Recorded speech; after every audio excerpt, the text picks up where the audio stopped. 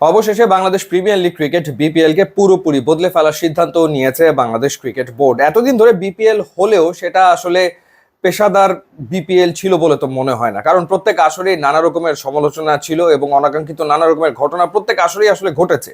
এবার বিসিবি সিদ্ধান্ত নিয়েছে যে পেশাদার কাঠামোতে দাঁড় করানো হবে দেশের এই ফ্র্যাঞ্চাইজি ক্রিকেট টুর্নামেন্টকে। এবং নতুন সভাপতির নেতৃত্বে যে বোর্ড সভাটা হয়েছে সেটা 6 ঘন্টা ব্যাপী একটা বোর্ড সভা। সব মিলিয়ে 30টা বিষয় নিয়ে সেখানে আলোচনা হয়েছে এবং বিপিএল নিয়ে সেখানে দীর্ঘক্ষণ আলোচনা হয়েছে। অনেকগুলো সিদ্ধান্ত হয়েছে, সে বিষয়ে আলোচনা করতে চাই।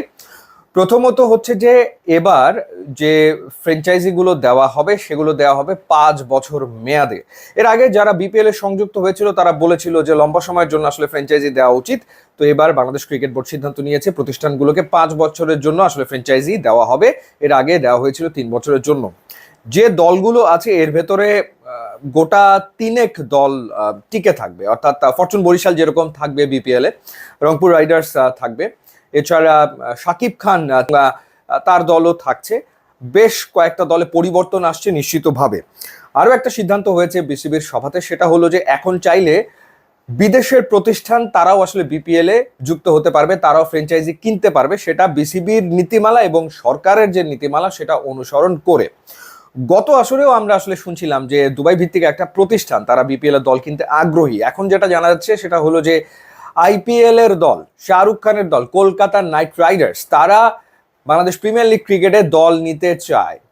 আমরা জানি যে শাহরুখ খান বিভিন্ন ফ্র্যাঞ্চাইজি ক্রিকেট টুর্নামেন্টে ইনভেস্ট করেন এবং দুবাইয়ে যে ইন্টারন্যাশনাল টি20 লিগ হয় সেখানেও তার দল রয়েছে। ক্যারিবিয়ান প্রিমিয়ার লিগে তিনি ইনভেস্ট করেছেন। সো বিপিএলেও তিনি ইনভেস্ট করতে আগ্রহী এমনটা আসলে শোনা যাচ্ছে। শুধুমাত্র যে নাইট রাইডার্স তা নয়, আইপিএল এ খেলে আরও একটা দল, তারাও আগ্রহ প্রকাশ করেছে বিপিএল এ দল নেওয়ার ক্ষেত্রে। এছাড়া যেমনটা বলেছি যে দুবাইয়ের একটা বড় প্রতিষ্ঠান তারাও আসলে চায়, এবং লন্ডন ভিত্তিক একটা স্পোর্টস ম্যানেজমেন্ট কোম্পানি তারাও দল কিনতে আগ্রহী। তারা সিলেটের যে ফ্র্যাঞ্চাইজিটা সেটা আসলে তারা নিতে চায়। এছাড়া লোকাল অনেক প্রতিষ্ঠান আগ্রহ প্রকাশ করছে। এর ভেতরে রয়েছে নোয়াখালী ভিত্তিক একটা বড় ব্যবসায়িক প্রতিষ্ঠান যারা নোয়াখালীর ফ্র্যাঞ্চাইজি নিতে চায় এবং তারা দলটার নাম প্রস্তাব করেছে নোয়াখালী রয়্যালস। সো নোয়াখালী হয়তো বিপিএল এ যুক্ত হতে যাচ্ছে 12তম আসরে, যে আসরটা ডিসেম্বর এবং জানুয়ারিতে আসলে মাঠে গড়াবে।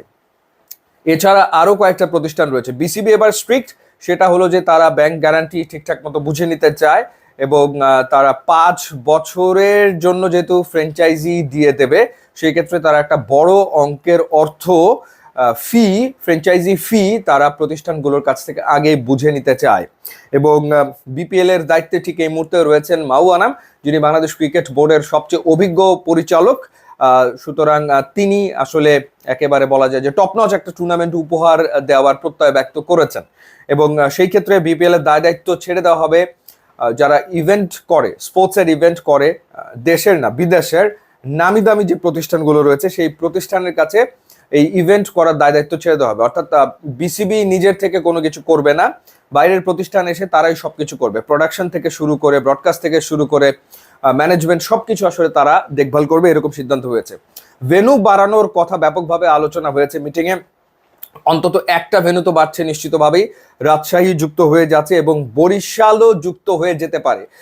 মাস দুয়েকের ভিতরে যদি বরিশাল স্টেডিয়ামের সংস্কার কাজ শেষ হয়ে যায় তাহলে বরিশালেও বিপিএল এর নেক্সট সিজনের ম্যাচ দেখা যাবে। এবং ফরচুন বরিশালের মালিক যিনি রয়েছেন মিজানুর রহমান, তিনি আসলে জোর দাবি জানিয়েছেন যে বরিশালে যেন খেলা নেক্সট সিজনেই আসলে হয়।